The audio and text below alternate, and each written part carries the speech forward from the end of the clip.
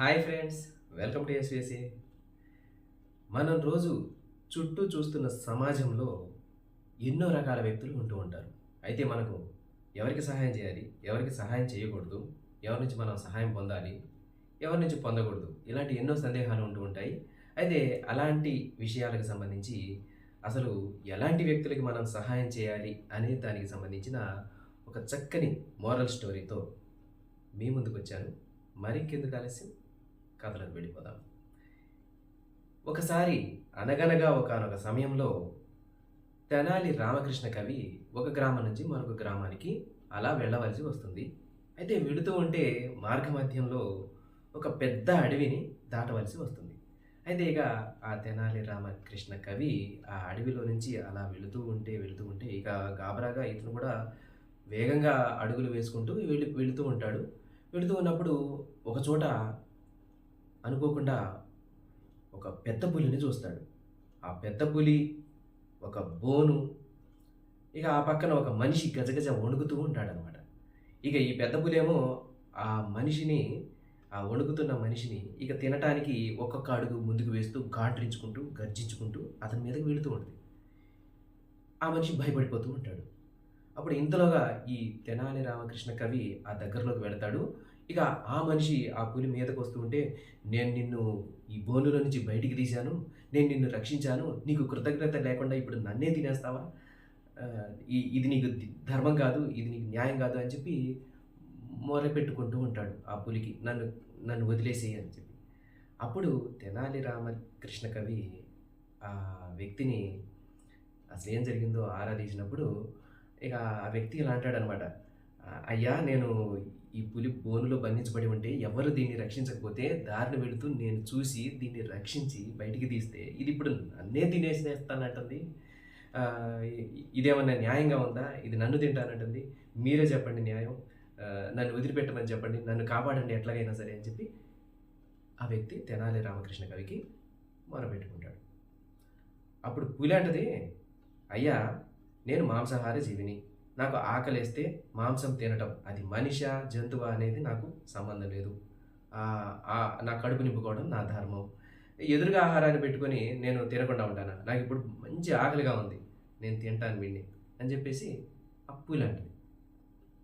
అప్పుడు తెనాలి రామకృష్ణ కవి ఎలాగైనా సరే, అయ్యో, ఈ వ్యక్తి అమాయకుడిలాగా ఉన్నాడు, పొరపాటున దాన్ని బయటికి తీశాడు, ఇతన్ని ఎలాగైనా కాపాడాలి అని చెప్పి ఒక ఉపాయం ఆలోచిస్తాడు. ఉపాయం ఆలోచించి అప్పుడు ఇలా అంటాడనమాట. "ఏమయ్యా, నువ్వేమో ఆ పులిని ఆ బోన్‌లో నుంచి తీశా అని అంటున్నావు. ఆ బోన్ చూత్తేనేమో చాలా చిన్నగా ఉంది. అంత చిన్న బోన్‌లో ఇంత పెద్ద పులి, ఇంత పెద్ద పులిరాజు అందులో ఎట్లా పట్టాడు? హే! నేను నమ్మను" అని అంటాడు. "పులిరాజా, ఒకసారి నువ్వే నిరూపించుకో. నువ్వు ఆ బోన్‌లో పట్టావని అతను అంటున్నాడు. కానీ పట్టలేదని నేను అంటున్నాను. నువ్వు ప్రూవ్ చెయి. నువ్వెళ్లి చూడు. నువ్వెళ్లి చూపించు. నువ్వెలా పట్టావో ఒకసారి చూపించు" అని అంటాడు. అనగానే పులి గర్వంగా యో ఇట్లా అడుగులో అడుగు వేసుకుంటూ అలా బోన్‌లోకి వెళ్ళిపోయి, "ఇలా పట్టాను" అని చెప్పి ఇలా గర్వంగా నుంచుంటదనమాట. అప్పుడు తెనాలి రామకృష్ణ కవి, "ఏమయ్యా, ఇప్పుడు అది సరే, అబ్బో! పులి బోన్‌లో పట్టింది కరెక్టే. ఏమయ్యా, అప్పుడు బోన్ తలుపు ఎట్ట యేసిందో నువ్వు చూపించు" అని అంటాడు. అనగానే ఇక ఆ వ్యక్తి ఆహ్, ఇక వెళ్ళిపోయి ఆ బోన్ తలుపు వేసేస్తాడు. వేసేసి, "అయ్యా, ఇగో ఈ పులి బోన్‌లో అలా ఉందయ్యా. నేను ఈ తలుపు ఇలా యేసుందయ్యా.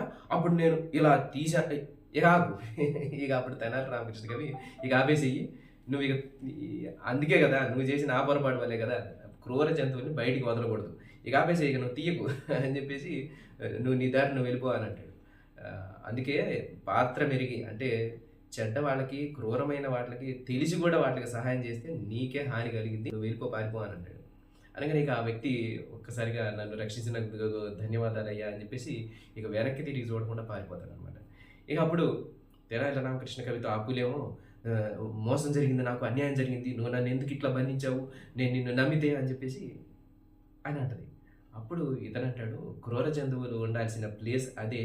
నువ్వు అక్కడ ఉండటమే కరెక్టు" అని చెప్పేసి బై బై చెప్పి ఆయన వెళ్ళిపోతాడు. అదండి స్టోరీ. ఈ కథ నుంచి మనం తెలుసుకోవాల్సిన విషయం ఏంటంటే, ఇవి చిన్న చిన్న కథలే. వీటిలో నుంచి మనం తెలుసుకోవాల్సిన ఎంతో జ్ఞానం ఉంటుంది. మన సమాజంలో అందరూ మంచి వాళ్ళలాగే కనపడుతూ ఉంటారు. మన చుట్టూతా విశాలమైన సమాజం ఉంది. మనం న్యూస్ పేపర్‌లలో గాని, ఆహ్, యూట్యూబ్ వీడియోలలో గాని, వాట్సాప్‌లో గాని, ఫేస్‌బుక్‌లో గాని, ట్విట్టర్‌లో గాని, ఎందుకంటే ఈ రోజుల్లో సోషల్ మీడియా అనేది ఒక సంచలనంగా ఉంది. అందరూ అందులో జరిగే విషయాలన్నిటిని తెలుసుకుంటానే ఉన్నారు. ఎంత క్రూరమైన సమాజంలో జీవిస్తున్నామో మనకు తెలుసు ఈ రోజుల్లో. వ్యక్తులు ఏ వ్యక్తిని గాని అంటే జంతువులు అంటే ఒక పులి దాని సాటి పులిని చూసి భయపడదు. ఒక సింహం సాటి సింహాన్ని చూసి భయపడదు. ఒక పాము ఇంకొక పాముని చూసి భయపడదు. అంటే ఏ క్రూర జంతువైనా సరే కనీసం మామూలు సాధు జంతువులు సంగతి పక్కన పెడితే క్రూర జంతువులు కూడా వాటిని చూసి అవి భయపడవు. కానీ మనిషి మాత్రం మనిషిని చూసి మనిషి భయపడే రోజులివి. కాబట్టి ఇలాంటి సందర్భాలలో నిజంగా పాత్రత ఉన్న వాళ్ళకి, మంచి వ్యక్తులకి మాత్రమే మనం ఎంచి మరి వాళ్ళకి సహాయం చేయాల్సి వస్తుంది.